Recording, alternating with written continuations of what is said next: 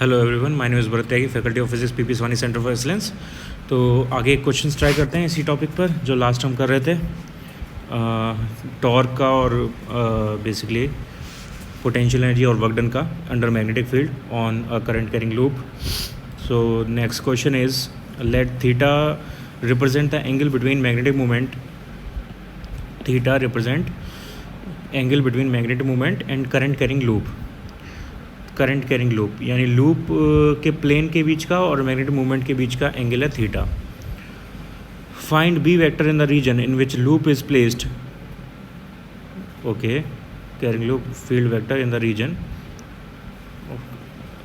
Reference, okay, and magnetic field B vector in the region in which loop is placed. reference of potential energy is theta equals to 0 degree. What is the work done in rotating loop from 60 to 120 degree? तो obviously हमें work done का formula लगाना है। यहाँ पे पहले part में सिर्फ वर्क डन का फॉर्मूला लगेगा and it is minus M B cos theta 1 minus cos theta 2, या M B cos theta 2 minus cos theta 1 वो लिख सकते हैं। तो यहाँ पे माइनस एम की वैल्यू एम है, बी की वैल्यू बी है, कॉस थीटा दिया है हमें, थीटा 1 दिया है 60 डिग्री और थीटा 2 दिया है 120 डिग्री। इसको सॉल्व कर लेंगे, आंसर आएगा माइनस एम बी। ये पहले पार्ट का आंसर हो गया। सेकंड पार्ट में पूछा है potential energy of the loop for theta equals to 45 degree.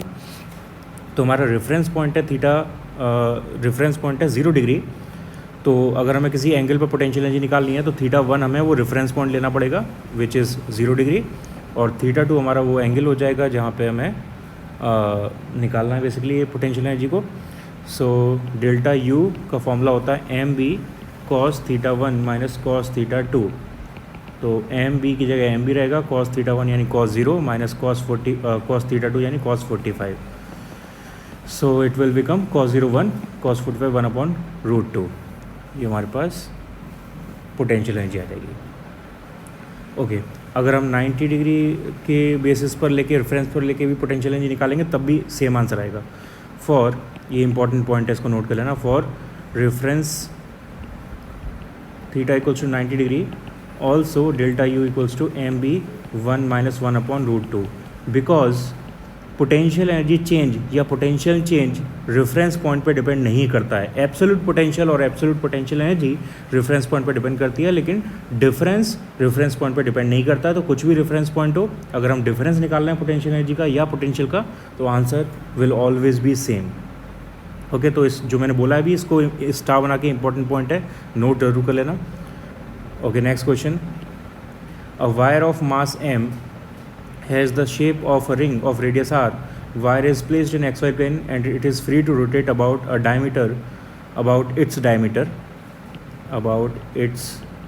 diameter, and it carries diameter which is parallel to x-axis. ठीक है, diameter axis के साथ जो parallel है and it carries a current I. Uniform magnetic field B is switched on along y-axis. Find the angular speed acquired by the ring as it rotates by 90 degree. Okay, तो पहले तो इसका diagram बनाते हैं। तो हमारे पास x Y plane में circle है, एक्स वाई प्लेन में रिंग है जो रोटेट कर रही है। ये एक्स एक्सिस हो गई, ये वाई एक्सिस हो गई, ये वाई एक्सिस है, ये एक्स एक्सिस है, और जिस डायमीटर के अबाउट वो रोटेट करेगी वो डायमीटर ये वाली है, क्योंकि वो डायमीटर एक्स एक्सिस के पैरेलल बोला था, पैरेलल टू एक्स एक्सिस। तो इस डायमीटर के अबाउट ये रिंग रोटेट करेगी। करंट की डायरेक्शन हमें नहीं दी है, I think carries a current, हाँ करंट की डायरेक्शन नहीं दी है, तो हम अपनी मर्ज़ी से कुछ भी मान लेते हैं। सपोज ये एंटी क्लॉकवाइज करंट मूव कर रही है और यहाँ पे मैग्नेटिक फील्ड वाई एक्सिस की तरफ है, तो मैग्नेटिक फील्ड हो जाएगा B J cap Y axis की तरफ। ओके, अब इसको सॉल्व करते हैं। तो जब थीटा 90 डिग्री होगा तब ओमेगा कितना होगा ये हमें निकालना है। तो जब थीटा 90 डिग्री होगा तब पोटेंशियल एनर्जी का मैग्नीट्यूड, सिर्फ मैग्नीट्यूड की बात कर रहा हूँ मैं, मैग्नीट्यूड होगा ring as it rotates by 90 degree. तो जब रिंग का एंगल 90 डिग्री हो गया तो उसका एरिया वेक्टर पैरेलल हो जाएगा। एरिया वेक्टर हमेशा रिंग के या प्लेन के परपेंडिकुलर होता है। तो अगर रिंग 90 डिग्री पर आ गई है तो उसका मतलब एरिया वेक्टर उसका पैरेलल आ गया है, यानी एरिया वेक्टर का एंगल हो गया 0, तो थीटा हो गया 0। और जो एरिया वेक्टर का एंगल होता है वही एम वेक्टर का एंगल होता है ना। मैं क्या बोल रहा हूँ आपको समझ में आ रहा है ना। ये फाइंड, ये रिंग जो है वो रोटेट करके 90 डिग्री पर आ रही है, और जो एरिया वेक्टर और एम वेक्टर है, एरिया वेक्टर है and M vector, those are always perpendicular to plane, in this case ring. तो अगर रिंग 90 डिग्री पर आई है तो एरिया वेक्टर और एम वेक्टर 90 - 90 यानी 0 डिग्री पर आया होगा, पैरेलल आया होगा। ये वैसे ही जैसे हमने फ्लक्स के केस में क्वेश्चन करते थे, फ्लक्स, इलेक्ट्रिक फ्लक्स जो क्वेश्चन किए थे हमने, तो वहाँ पे अगर जो लाइंस हैं वो प्लेन के पैरेलल जा रही हैं तो थीटा 90 आता है, 0 नहीं आता। थीटा 90 आता है क्योंकि एरिया वेक्टर प्लेन के परपेंडिकुलर होता है। तो यहाँ पे ये कॉस 0 हो जाएगा, ये हमारा पोटेंशियल एनर्जी होगी हमारी।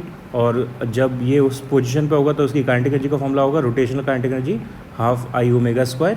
दोनों को बैलेंस कर देते हैं एनर्जी कंजर्वेशन से, by energy conservation K is equals to U, hence ½ I⍵² = mb cos 0 की वैल्यू 1। और I यहाँ पे मोमेंट ऑफ इनर्शिया है, और रिंग का moment of inertia about diameter क्या होता है, moment of inertia about diameter ring का ये होता है mr²/2। सेंटर के अबाउट रिंग का डायमीटर मोमेंट ऑफ इनर्शिया होता है mr², और डायमीटर के अबाउट होता है mr²/2। मैं इसको, ये क्यों होता है मैं ये नहीं बताने वाला, क्योंकि ये 11th के सिलेबस का पार्ट है, रोटेशन चैप्टर का, तो ये आपको ऑलरेडी आना चाहिए। तो ½ mr²/2 ये मोमेंट ऑफ इनर्शिया हो गया, ये ω², और ये mb। अब इम्पॉर्टेंट पॉइंट यहाँ पे, ये स्मॉल m मास है और ये capital M moment of magnetic moment है, तो उसमें कन्फ्यूजन नहीं होना चाहिए। ओके, तो ये आ गया अपने पास। नाउ अब यहाँ पे कैपिटल M मैग्नेटिक मोमेंट, इसका भी फॉर्मूला लगा देते हैं। इसका फॉर्मूला होता है I × area. So I × area हो जाएगा इसका सर्कल का πr², because its radius is r। तो m की वैल्यू हो गई है, तो यहाँ पे रिप्लेस कर देते हैं। तो I πr² × b, तो r² से r² कैंसिल आउट, और यहाँ से ω² आ गया 4I⍵b divided by m, 4I⍵b divided by m। So ω = √4I⍵b divided by m। ये हमारे पास एंगुलर स्पीड आ गई, and it is our answer. Angular speed हमें निकालनी थी, ये हमारा आंसर है। Okay, next question. A long wire carries current I and produces magnetic moment mu. Magnetic moment यहाँ पे दिया है mu. The coil is pivot in a frictionless manner about z axis and the loop has mass m. Its center of gravity is located at distance L from z axis. A constant magnetic field B is directed along negative x axis. Okay, तो इसमें बहुत सारी information है। इसका diagram पहले check करते हैं, diagram से ही क्लियरली समझ में आएगा। डायग्राम हमें ये दिया हुआ है, तो एक एक लाइन ध्यान से पढ़ते हैं। A long wire carries current I, तो करंट यहाँ पे I का एक वायर सेक्शन दिया हुआ है।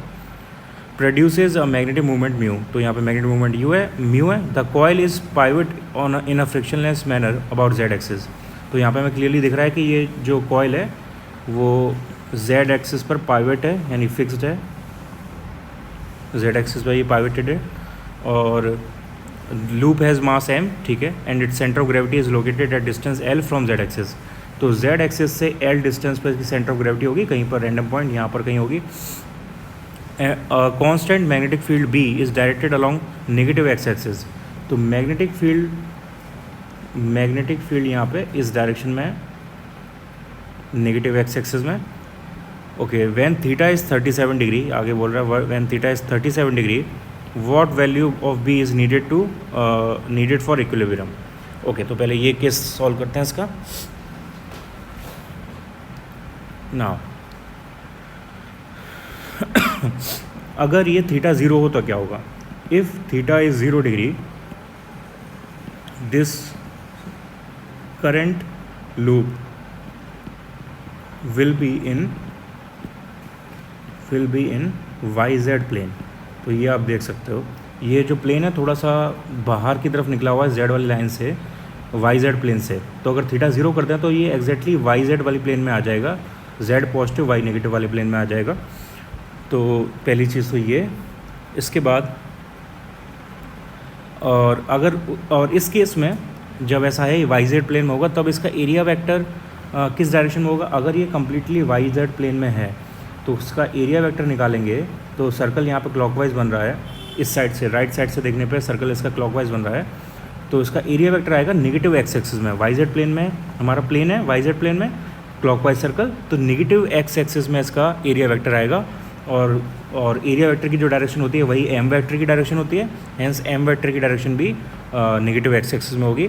और मैग्नेटिक फील्ड भी हमारा नेगेटिव एक्स एक्सिस में है, यानी उस केस में जो एम वेक्टर और बी वेक्टर के बीच का एंगल बनेगा वो 0 डिग्री होगा।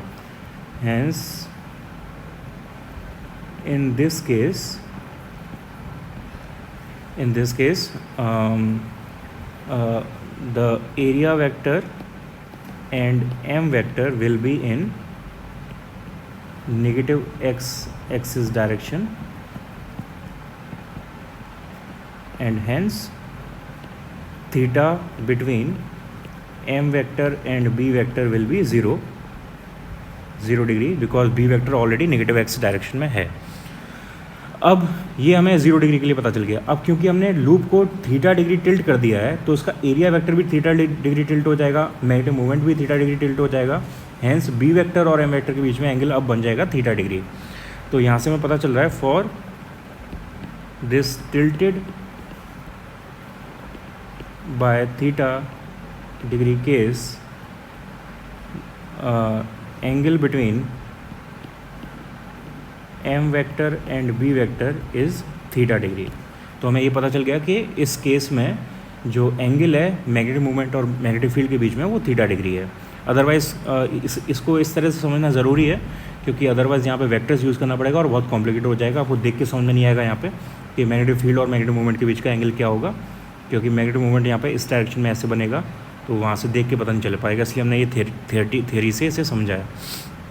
ओके नाउ सो अगर ऐसा है तो हम फॉर्मूला लिख सकते हैं मैग्नेटिक मूवमेंट का, which will be tau equals to M B sine theta magnitude की फॉर्म में।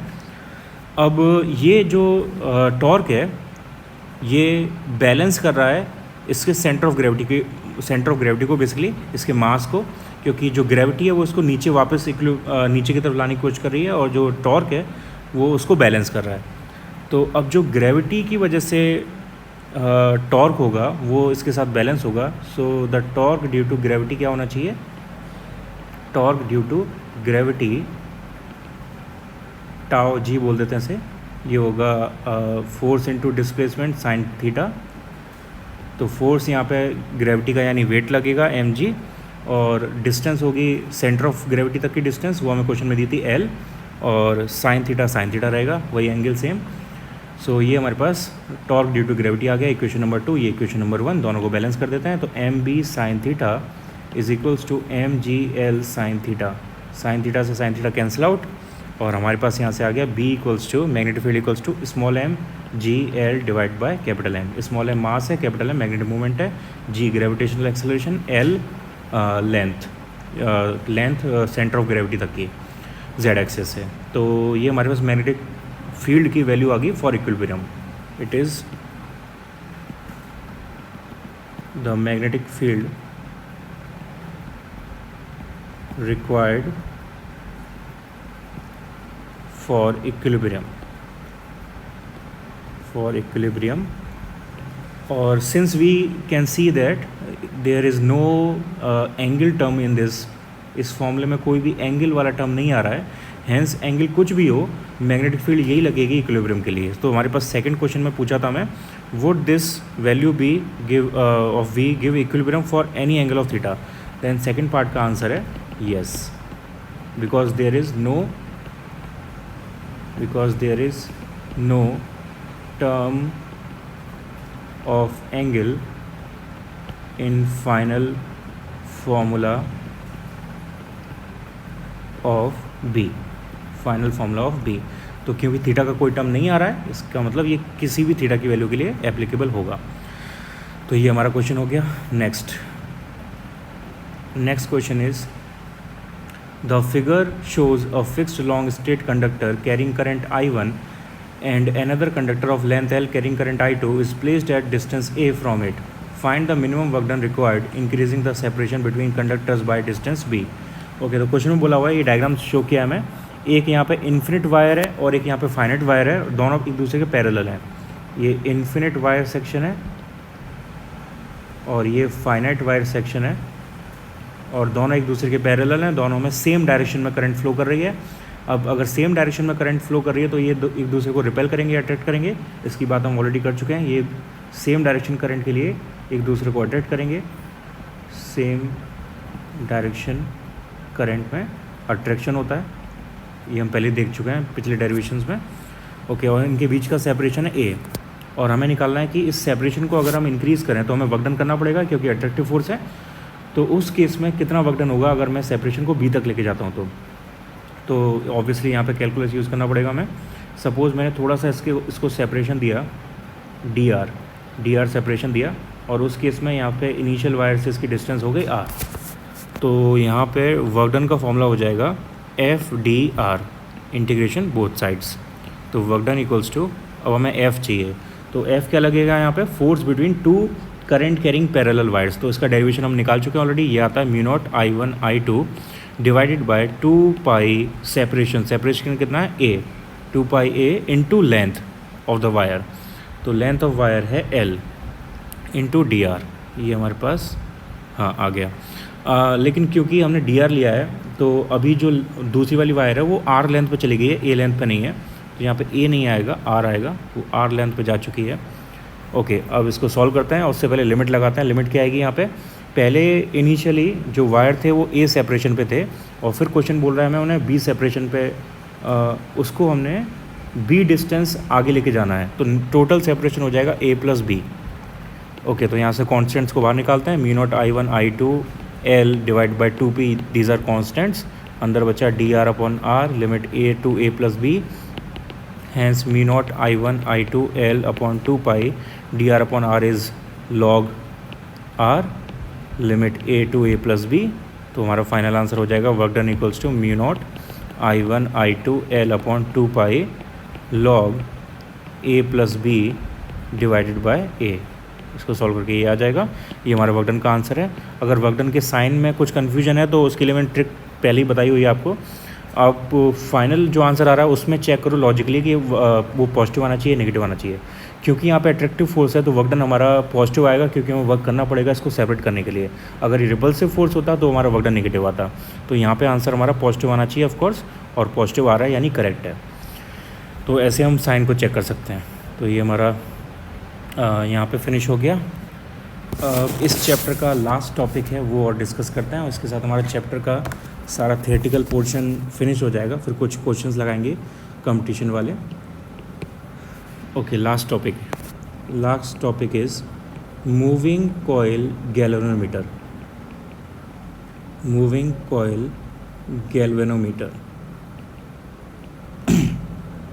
ओके, इसके बारे में थोड़ा सा डिस्कशन हमने पहले पिछले चैप्टर्स में किया था करंट इलेक्ट्रिसिटी में, जिसमें हमने एमीटर और वोल्टमीटर के बारे में पढ़ा था। तो यहाँ पे वो गैल्वेनोमीटर कैसे वर्क करता है वो हमें देखना है। उसका थोड़ा सा आइडिया मैंने पहले दिया था, अब यहाँ पे डिटेल में देखेंगे उसे। तो सबसे पहले इसका डायग्राम देखते हैं, डायग्राम इंपॉर्टेंट है। तो सबसे पहले हमारे पास यहाँ पे दो cylindrically cut magnetic permanent magnets हैं। सिलेंड्रिकली कट मैग्नेट्स क्यों लिया है, बिकॉज सिलेंड्रिकली कट मैग्नेट्स की वजह से रेडियल मैग्नेटिक फील्ड मिलता है, और हमें परफेक्ट मोशन के लिए रेडियल मैग्नेटिक फील्ड होना हमारे पास ज़रूरी है। ओके, इसके बीच में मैग्नेटिक फील्ड के बीच में हम लगाते हैं यहाँ पे एक कोर, जो कि जनरली सॉफ्ट आयरन वगैरह टाइप के मटेरियल की कोर बनती है। तो वो कोर लगाते हैं, और इसके सेंटर पे एक स्प्रिंग अटैच्ड होती है, पाइवटेड होती है। ये एक स्प्रिंग यहाँ पे पाइवटेड है जो पॉइंटर को बैलेंस करके रखती है। अब इस कोर पर वाइंडिंग की जाती है, कोर वाइंडेड होती है, यानी उस पर कॉपर वायर या किसी वायर की वाइंडिंग करी जाती है। तो यहाँ पर ये कोर वाइंडेड है।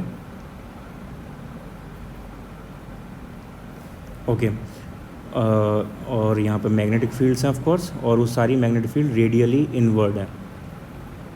ये नॉर्थ है, रेडियली इनवर्ड मैग्नेटिक फील्ड है।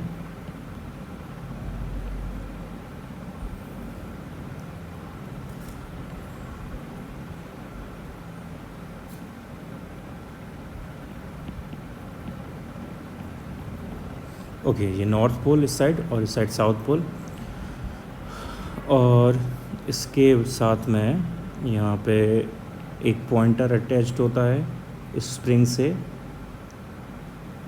ये पॉइंटर है जो कि स्केल पर हमें रीडिंग को शो करता है, ये स्केल।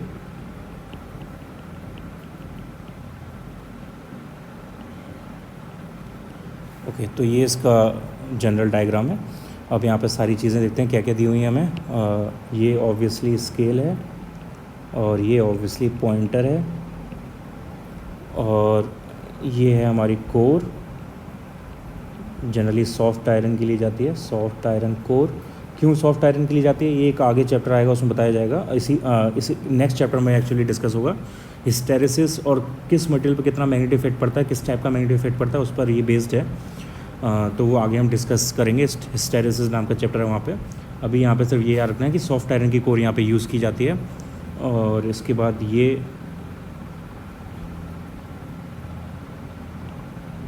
इसके बाद यहाँ पे ये चीज़ है स्प्रिंग, जो कि हमें रीस्टोरिंग टॉर्क प्रोवाइड कराती है।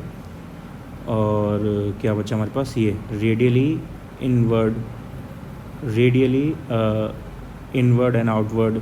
तो इनवर्ड आउटवर्ड तो दोनों साइड है, इनवर्ड एक जगह पे नॉर्थ के साइड में और आउटवर्ड एक जगह पे।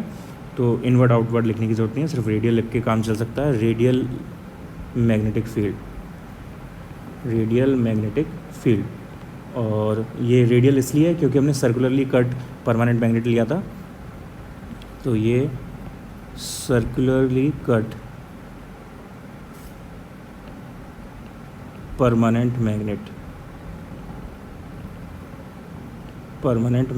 ओके। तो ये डायग्राम है हमारे पास।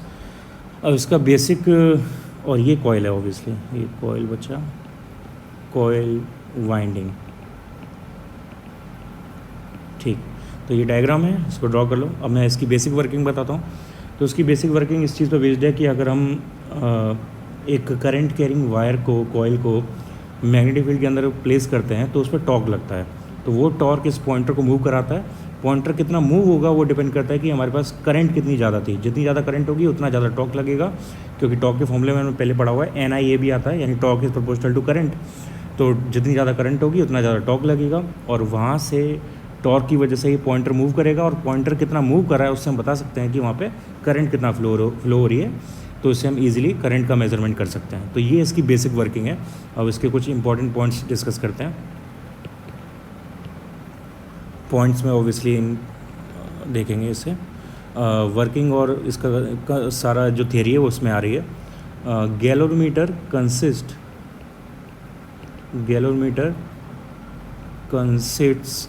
of a coil with many turns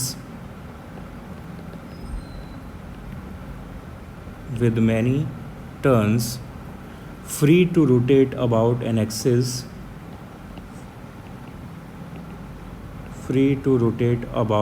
an axis, a fixed axis of course, in a uniform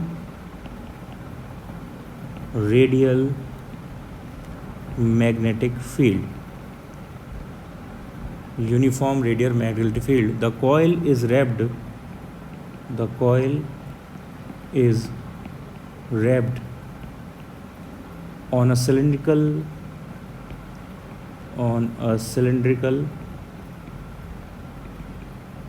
soft iron core, which enables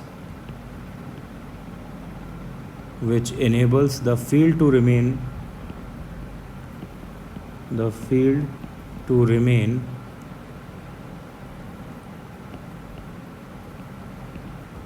radial in all positions of coil.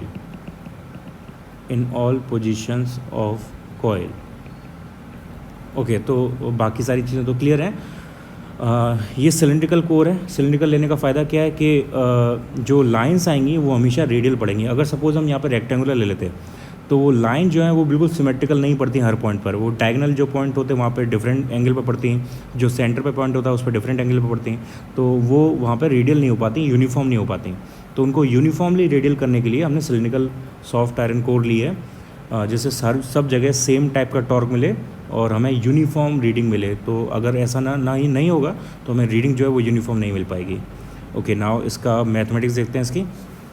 हमें पता है कि यहाँ पे मैग्नेटिक टॉर्क लग रहा है। मैग्नेटिक टॉर्क का फॉर्मूला होता है m vector cross b vector, या अगर मैग्नीट्यूड वाइज लिखें तो एम बी साइन थीटा या N I A B sine theta. अब थीटा यहाँ पे 90 डिग्री है।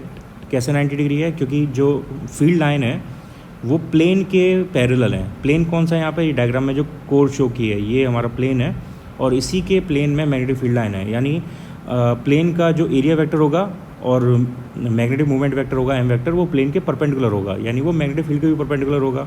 Hence theta equals to 90 degree हो जाएगा। तो मैग्नेटिक फील्ड लाइन और बेसिकली एरिया वेक्टर और मैग्नेटिक मूवमेंट वेक्टर के बीच का एंगल जो बन रहा है वो 90 डिग्री है। सो थीटा यहाँ पे 90 डिग्री हो गया। हैंस टाउ बी आ गया हमारे पास N I A B, equation number 1।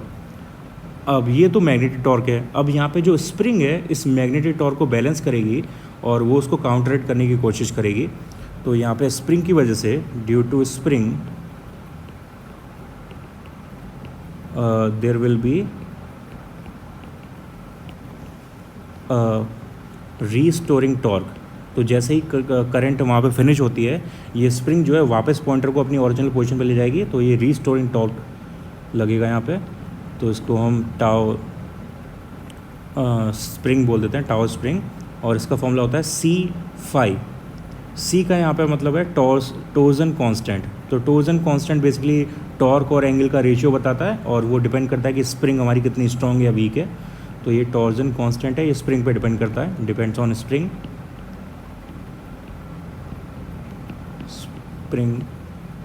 और फाई यहाँ पे एंगल है जो पॉइंटर बनाता है एक परपेंडिकुलर लाइन के साथ में, तो एंगल दैट पॉइंटर मेक्स। तो ये हमारे पास इक्वेशन नंबर 2 हो गई।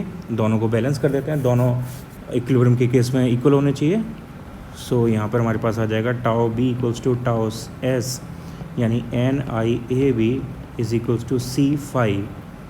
हैंस यहाँ से हमारे पास फाई इक्वल्स टू आ जाएगा N A B divided by C into I. तो ये हमारे पास एंगल और करंट का रिलेशन आ रहा है। और यहाँ से हमें क्लियरली दिख रहा है कि यहाँ पे n क्या है? नंबर ऑफ़ टर्न्स है। n है number of turns which is जो टर्न्स हमने लगा दिए वाइंडिंग पर वो कांस्टेंट हो गया, उसको चेंज नहीं कर सकते हम, तो ये कांस्टेंट है। Area of current carrying loop, तो ये भी ऑब्वियसली कांस्टेंट है। जो अपने कोर ले ली उसका एरिया फिक्स हो गया। मैग्नेटिक फील्ड हमने परमानेंट मैग्नेट यूज़ की हुई हैं तो वो भी फिक्स हो गया। जो मैग्नेट ले लिया हमने उसका मैग्नेटिक फील्ड हो जाएगा, तो ये भी फिक्स्ड है यानी कांस्टेंट है। ओके, तो इसका मतलब ये पूरा टर्म जो लिखा हुआ है ये कांस्टेंट है। N A B divide by C, ये पूरा टर्म कांस्टेंट है। It means that phi is proportional to current.